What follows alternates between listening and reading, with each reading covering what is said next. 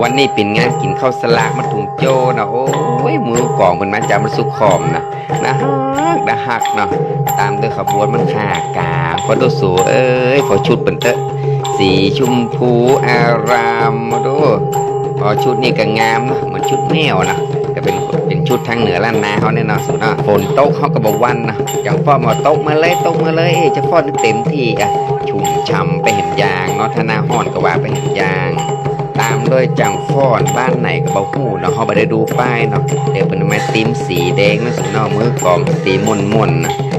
บ้านนี่เหมือน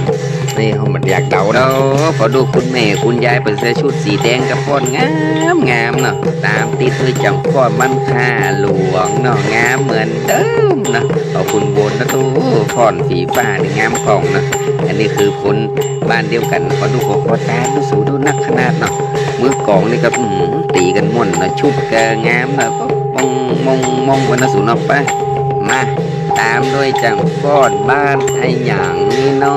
ะโอ้เปิดกงามเนาะชุดสีฟ้า